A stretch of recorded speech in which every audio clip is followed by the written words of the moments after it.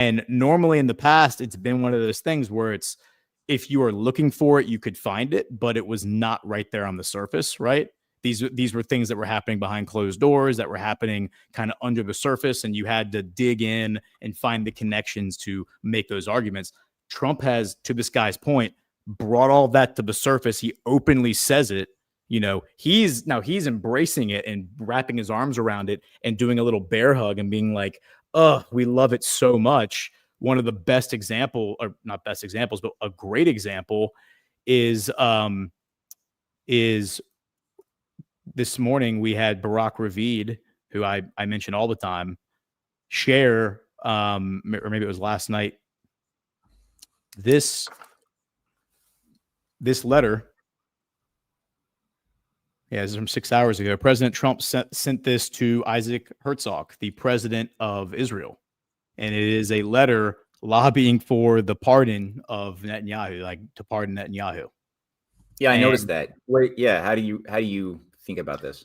Well, I mean, I think there's a lot of different strategic reasons for Trump to do this. I mean, I'm of the belief that I think Trump orchestrated the charges in the first place, because those charges that were brought in 2019, which all things considered were kind of low-hanging fruit. And we've seen a mirror of that now in America, where some of the things that these high-profile people are being arrested and charged with, are kind of like process crimes almost. It's like lying to Congress, things that are very low-hanging fruit, that are probably relatively easy to prove, but they are just scratching the surface when you talk about the levels of corruption that these people have engaged in, right?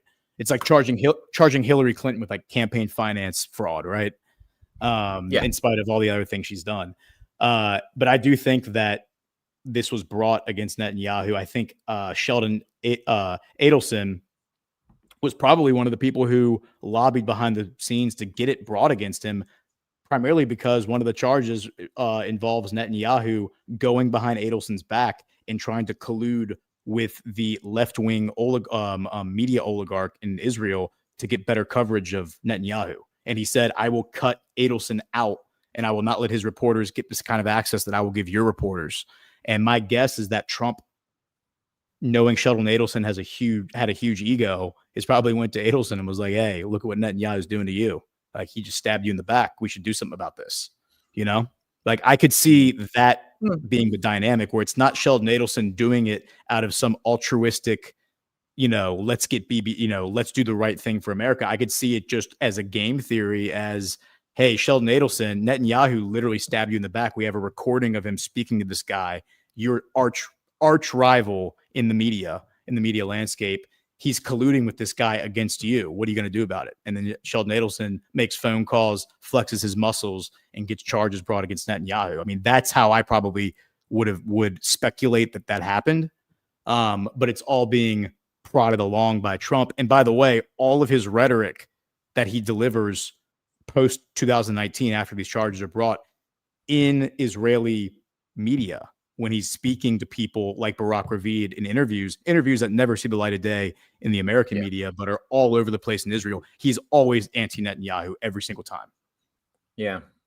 I guess, it's good to hold out, like we've spoken about the issue of bicameral thinking, but you definitely want to hold a variety of hypotheses in the mind. Like for me, I try to keep, I think for all of us watching and doing the show, is, we try to keep as much of a top-down whole concept, a thumbnail sketch about the world, about as much of the past that we can think about contextually, that's shaping the dynamics in which our integrated world is unfolding, and the future orientation and the battles over what ideas of the future are clashing. Because we generally know in broad terms, not every detail, but we know in broad terms the essentials of what the oligarchical system wants. We know that they want, even though it takes different flavors, we know that they want world population reduction. We know that. We know they want to homogenize and mediocritize the culture and the religious institutions of the world to something very controllable. They want to make us more hedonistic and think that our spirituality emerges out of some erotic or hedonistic impulse instead of something higher, as the agapic sort of qualities that the human soul is endowed by when we're healthy and mature. They don't want us to access those sentiments. They want us to like live and be bounded by the lower sentiments that makes us more bestial, right? That locks us into the senses. We know that they want to make us more divided with ourselves as individuals, but also within communities, within nations, within families, divide to conquer, right? There's so many ways of doing that. So we know that these are like the general formulas, and whatever ideologies within that can be infused into schools, into books, into music, into movies that enhance those outcomes will be promoted, right?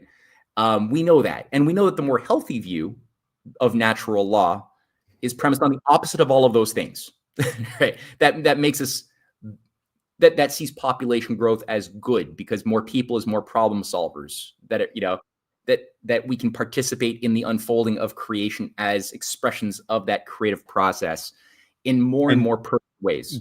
God says, be fruitful and multiply. Yeah, he's not fucking around. He makes, sorry for the language, but he means it. So, but that means you got to be fruitful. If you're going to multiply, you can't multiply like cells in a jar or bacteria.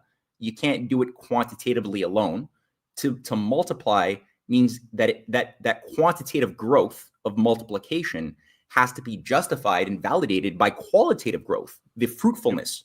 So prosperity. To be fruitful, yeah, you got to be creative. You got to really make technological and artistic leaps of excellence, right? And never allow yourself to get worse, to always get better, and to have a more perfect union. And I guess that's the healthier idea of a union, right? Like the American Revolution is, I think, a good example of a healthy ecumenicism, where you had so many different denominations, you know, Quakers and you know, there are how many different Calvinists and so many different Lutherans and so many different variations of Christianity that all had a lot of disputes amongst each other, but had to like work together for an outcome that was based in freedom. And so that would be, I think, just be a healthy idea and it had to involve like the leaders of Morocco, Muslim leaders like Hyder Ali, who was the head of the Muslim rebellion against the British Empire in India, that was like writing letters to the Continental Congress saying that your fight is our fight against empire. That's like, again, you have like Muslim Indian leaders, Moroccan emperors, Sidi Muhammad, also writing to George Washington, protecting him from Barbary pirates. And you got like Eastern Orthodox leaders around Catherine the Great, also, you know, helping out the American Revolution. You got Catholics around Marquis de Lafayette and the French Revolution, or the French Republicans, who are coming in and working with the American troops. So you got all of these different religious like labels that see a common idea that freedom is the food that the soul needs to exist. We can't tolerate anything less, and we got to work together in some way. That's so healthy ecumenicism. That's just a good opportunity to just like insert that. Yeah. And it's a good point because, you know, it's silly that the number of Christians that have killed each other over like silly tribalism of denominations, like, oh, well, your denomination is not my denomination. And then in Europe, you have wars over that, right? Over things that literally have nothing to do with the teachings of Jesus and specifically what he was instructing people to do. It's all interpretations that were layered on top of it later by biblical scholars that then become adopted as part of a central part of a doctrine.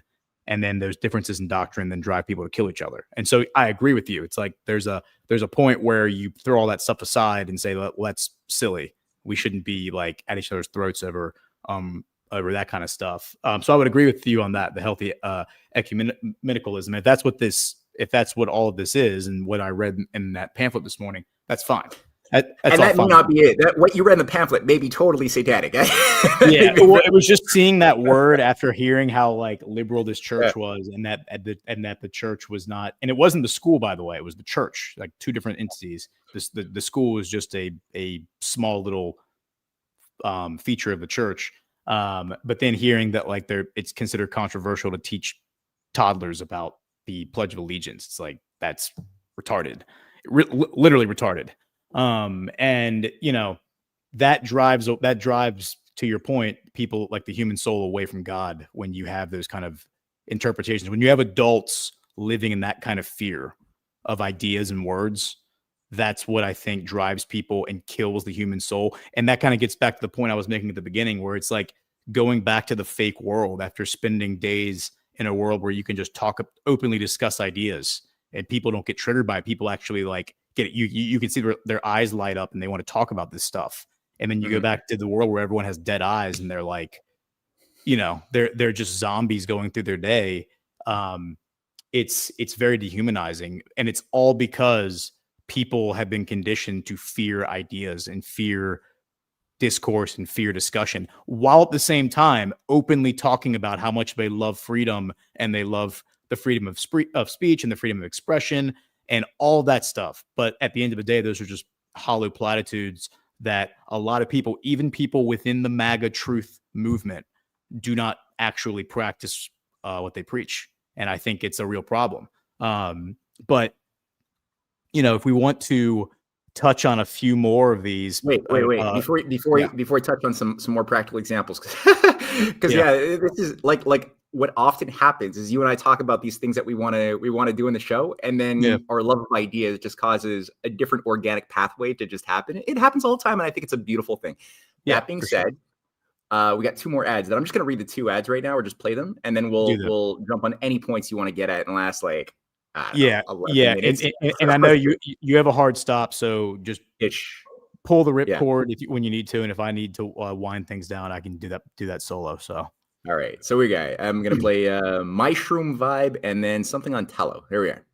Wow, Tallow's big these days. Anyway, okay, here's My Shroom Vibe. Hey there, Earthlings. I'm here on the streets of New York to tell you about something that's literally out of this world. Traveling between dimensions really takes it out of you, but I've found the perfect solution. My Shroom Vibe can now be your Shroom Vibe. Elevate your frequency. Get microdose capsules, gummies, and chocolate bars at myshroomvibe.com. Use code Badlands for 10% off your order. Trust me, galaxy hopping demands balance, and ours comes from Mother Nature. Organic, not synthetic. It's the real deal. Cy Lee, if you know what I mean. Check it out. Your frequency will thank you. Visit myshroomvibe.com. Organic goodness, not synthetic. Use code Badlands.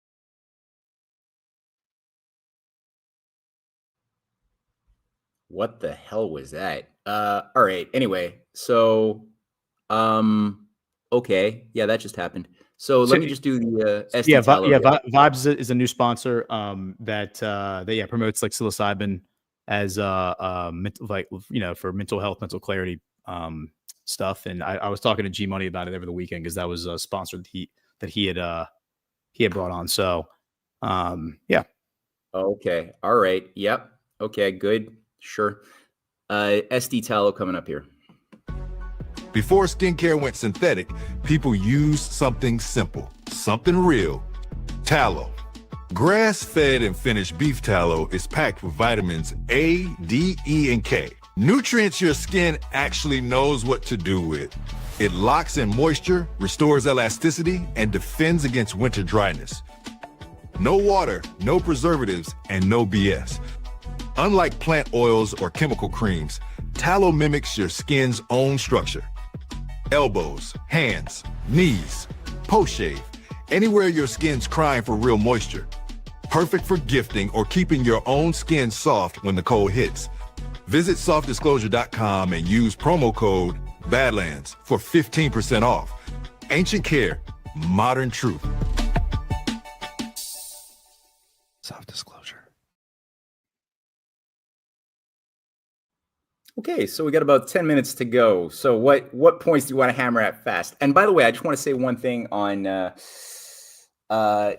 props to you so far. I got to say, when you first threw out your hypothesis that Trump may still be meeting with Putin after it was canceled in Budapest, I was like, it sounds like a stretch there, Gord. Sounds like a stretch. And then here it is. Trump just came out saying after meeting with Orban, yeah, it's likely that he'll meet still with Putin in Hungary. So more points to your hypothesis there. We'll see where it goes, but hats off. If I was wearing a hat, I would quickly remove it. Yeah. And I think it'll probably happen sooner than people think. I mean, maybe even before before Christmas, before the end of the new year, we'll see. But Budapest certainly is a symbolic choice. I believe that's where Ukraine and Russia met in the early 90s to resolve like the breakup of the Soviet Union. Ukraine, I believe, gave up their nuclear weapons in exchange for statehood, like independent of Russia. And Budapest, I think, is another great symbolic place because number one, it's the hometown of Soros. They banned Soros like 10 years ago. Like he's not allowed to go to Hungary. Or Viktor Orban, I think, has been one of Trump's great allies in the geopolitical landscape. I was very encouraged when I was there in 2017, seeing them tearing down the communist buildings and rebuilding the old Baroque ones, which was considered controversial among their population because, it's investing state funds into architecture, basically. But the argument that Viktor Orban made was that it was all about restoring the culture and giving people a sense of national pride and unity and saying, this is what you come from. Be proud of it. Be proud of your parents. Be proud of your grandparents. Celebrate your culture. And I think that is worth every penny spent on bringing that to life because you see the contrast with places that haven't done that. America would be at the top of that list. And look at the current state of mental health in America, especially among young people. And to that point, I think one of the things that I think is really, really encouraging to what Trump is doing is the fact that right now there are so many people within MAGA who are angry with Donald Trump because of the things that he's saying and doing right now. Most recently, I believe he just did an interview where he talked about the H-1B thing, and like Laura Ingraham asked him about H-1B, and he said, no, we need H-1B because they're not enough skilled workers in America. He basically like forwarded the Vivek Ramaswamy argument from last year that got Vivek blown up by MAGA, and people are hair on fire, angry at Trump about it. I think all of this is good. Like, I think Trump is smart enough to know if I say this, it's going to piss off the base. I think he knows that. I think he has had his finger firmly on the pulse of the populist zeitgeist for 10 years. He knows exactly where all the pressure points are. He knows exactly what the buzzwords are and the ideas are that are going to trigger people. And the thing that I find really encouraging is that so much of MAGA is at this point, seems fully prepared to earnestly walk away from Trump if they have to, in order to preserve the movement itself and the ideas that Donald Trump has championed for the past 10 years. And what they're saying is, if Donald Trump is not going to finish this fight, like the fight that he claimed he was picking up as recently as last year during his campaign, then we will. And that is exactly what I think Donald Trump wants. I don't think he wants to become the God King. I don't think he wants to become, the guy that fixes everything. And so everybody else just rests on their laurels and says, whatever, like, bring it on, Trump, like, trust the plan, deliver us from evil, that kind of thing. I think he wants his legacy, or I would hope he would want his legacy to be re-energizing the American people. So after he's gone, there is an army of Donald Trump's prepared to do exactly what he has done over the past 10 years and pick up the mantle. That is what we want. That would be a successful MAGA movement. And you're seeing that across the board now. Yeah. Well, yeah, I mean, it's either, there's a lot of evidence to show that there actually is a bit of like there are theatrics right now that are designed to do exactly what you've been saying, to inflame certain emotions, to amplify certain tones that would normally be too silent for the ear to hear. But by amplifying and caricaturizing them, it can make them audible, which is necessary if we're going to be able to identify evil. So, and I noticed that you're queuing up a little image there. I think of the head chopper and Trump having met at the White House, right? Is that what you got? Yeah, there? yeah. So that's an example of that. Yeah. So here's a perfect example. He brings Jelani in, Shara, they call him now, Jelani, in on Monday. It's the 250th anniversary birthday of the Marine Corps. We like CanCon and Alpha had a cake at GART. They sang the song. They did a whole celebration at the welcome party on Friday night. They brought up all the Marines who were at GART, and they did a whole presentation. So Monday was the 250th birthday of the Marine Corps.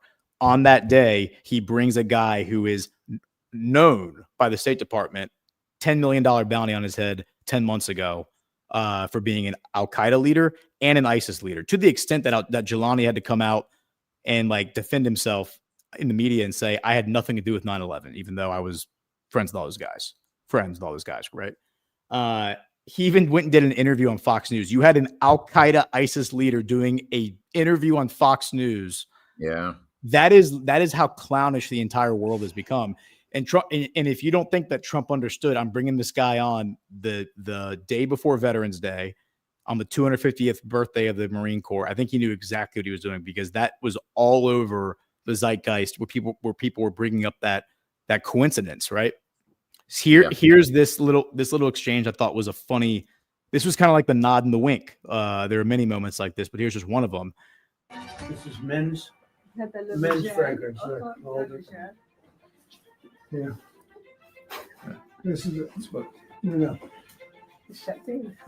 it's the best fragrance. Come here, man. I have one here, sir. Okay. So I love how Jelani Jelani was really taken aback and even kind of tried to get away from this fragrance. Yeah. Dude, I mean, do you see the thing he's holding? I'm pretty sure this is like a Trump branded cologne he's giving him. Look, I mean, is that Donald Trump, like a statue of him on the? I think it might be a statue of him on the. He's literally sitting there hosing this guy down with cologne, him and his assistant. He's explaining to him how great the fragrance is. Listen to what he says next. This is the funniest part. So what we'll do is just take that, Joe, put it in, and then the other one is for your wife. How many ones? One for what? You guys, I never know, right? I never know. He says the other one I'm giving you is for your wife. How many wives do you have? And he says one. He goes, well, with you guys, I never know. That was pretty good. I mean, it's like, it's he's trolling so hard, and it's very obvious that this Jelani guy was a television character that was created by the CIA. I think he was like the way they did in that Iron Man 3 movie, where they make like a joke of it, where it's like a British actor playing the Muslim terrorist on television. That's what this is too. And clearly this guy is no longer working for whoever he was working for before, just like the Kim Jong-un. I don't think it's controlled by the CIA the way that maybe he was before. And the fact that Turkey was in the room, like, did you see the surprise arrival of Turkey? Yeah, the foreign minister showed up there. What's his name? Hakan Fidan. And the best part is that Sunday night, Turkey, the foreign ministry of Turkey, puts out like a statement, just a one-sentence statement. It just says, Foreign Minister Hakan Fidan is going to join the meeting at the White House tomorrow. And what the international press was saying is Hakan Fidan even in D.C.? Like, we didn't even know he had flown over to D.C. Yeah, I was really surprised, Secretly flew over to D.C., and then the announcement was, oh, yeah, he's going to be at the meeting. And that's because Turkey, I think, is this guy's handler. Yeah, it's possible, and I know you threw out the idea, and I think there's something to it that Turkey's been given jurisdiction to be the steward, the manager of that region, at least for the time being. Might also account for the plane, the military plane, the transport plane that was shot down, or not shot down. It crashed above Georgia. No. It fell apart. It fell apart, right? So yeah. I don't know. Is there any information pertaining to who might have done that yet coming up, or is it totally opaque? I haven't seen anything yet. There was, but there was some pilots in the chat yesterday who made some good points. They said that the engines were still running on the 4 propellers as it was falling down. There was no explosion. It was a clean cut. You can clearly see all the pieces that are falling down. You can clearly see just a straight line. There wasn't like a jagged line. There was no fire. There was, none of that. It was like somebody went in and unscrewed all the ratchets, and just at a certain point it just fell apart in the air. I mean, I don't know, but it could just be weak steel. I mean, who knows? But it's certainly it looks like sabotage. I mean, it looks like sabotage to me. Yeah. So that this appearance of the foreign minister at this meeting definitely would be a factor to bring into that calculus, as far as like triangulating in on what interests might not want Turkey to be involved as a dominant power within that region, maybe communicating some message. So that's relevant for sure. A couple of other points that I guess are worth like just hashing out quickly, which is Ukraine. Definitely a lot of blows struck against Kiev. We're talking about Nazis, unreconstructed Nazis, multi-generational Nazi revisionist movements and what their effects are. And then we're talking about Ukraine, because all of the disaster of what's been going on in Ukraine as a a chess piece on the board of the great game could not have been possible were it not for a hard pro-Nazi, even I would say occult inner sanctum that's been groomed and incubated for a long time and weaponized, deployed by various CIA, MI6 protected agencies to be weapons against Russia as a proxy. So that's been running now for quite a number of years. And what we've seen is Russia taking back a lot of territory and evidence of a certain shifting wind or a sea change inside of Ukraine itself, where I know back in 2023, Kolomoskoy, a billionaire financier behind, seems also the shoot down of the plane that was leaving Iranian airspace in January of 2020. That was actually Kolomoskoy had his fingers on that in a number of ways through the air traffic control system that he also co-controlled through his organization, his Privet Bank, his Gazprom, not Gazprom, sorry, his Burisma holdings operation. So many points of evil have been sort of made possible by this guy who's been detained now for 2 years for crimes for money laundering. He's been forced to pay or been told to pay, I think, by a UK court, $3 billion to Privet Bank that he laundered money out of. Over the years, his billionaire collaborator, Bogolyubov, I can't pronounce that name, has escaped arrest from Ukraine by, I don't know where he went, maybe Turkey or something. So we've got now that, we've got FBI probes that have zeroed in on 2 other former backers of Zelensky, the Zuckerman brothers. So it seems like you do have some shifting of the gears going on. What's your take on the Ukraine?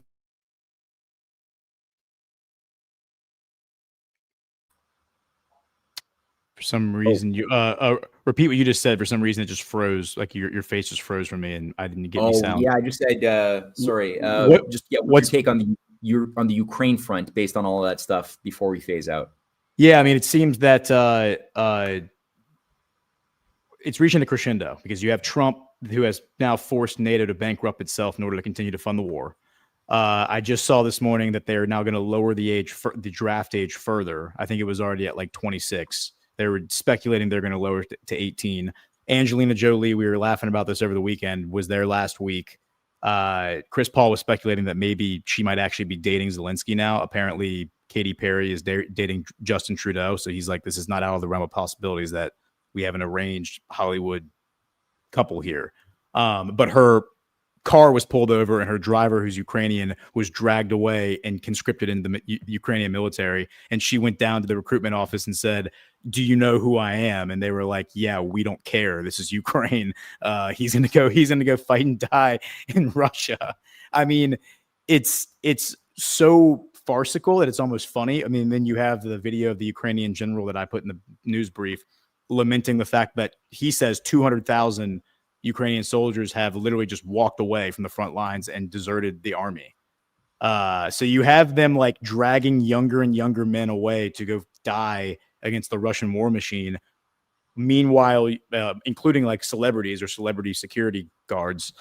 Meanwhile, you have Ukrainian generals lamenting the fact that hundreds of thousands of Ukrainian soldiers are allegedly deserting the army because they don't want to die in the Russian war machine. And then meanwhile, you have the Republican Party full throat, Lindsey Graham, like shrieking like a harpy in ecstasy at all the bloodshed and the people dying around the world in these kind of conflicts. It's just, it couldn't be more clear who the bad guys are. I mean, if you haven't figured out that the neocons in the Republican Party are the bad guys, then I don't know what to tell you. And I think we owe Donald Trump a tremendous thank you for making that abundantly clear. Like the GOP is not the future of MAGA. Well, and they want to be the future of MAGA. And if they become the future of MAGA, that is our failure, not Donald Trump's failure. Yeah.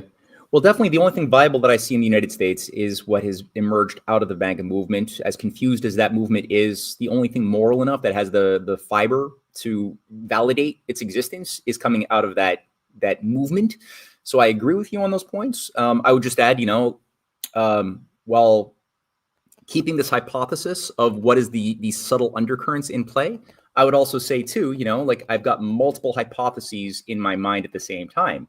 Now, it's possible. It would be sad, very tragic, if the choice to bring in Jolani on the anniversary of the celebration of the U.S. Marines, if that was a sick joke, that would be very unfortunate. You know, the what is it? You know, that golden calf being brought into Mar-a-Lago filled with $100 bills with Donald Trump's face on it that people might have seen. Yep. You know, maybe he's doing the amplification of the Babylonian sort of, or this, you know, worship of Mammon sickness, and he's just exacerbating it by showcasing the ugliness of what that is. It might be a Rosicrucian operation. I'll just say that. It might be. Absolutely. If it is, take it as it is, you know, but that would be unfortunate. And we shouldn't, again, go all nihilistic, as some would be psychologically inclined to do. Because if people watch this movie, okay, a lot of the template that I've noticed over the last century has been organized around predictive programming of fiction. H.G. Wells, his War of the Worlds, as well as his nonfiction. A lot of the stuff wasn't done just to entertain. It was done to guide the hand of those who would be organizing this post-human blueprint and how to create the stories and the narratives that would be used by social engineers to herd and corral society in direction. So H.G. Wells' stories are done specifically for that purpose. You know, create an enemy from above. How would humanity unite to fight an invader from Mars, let's say? There's a bunch of things. I made a whole documentary on this.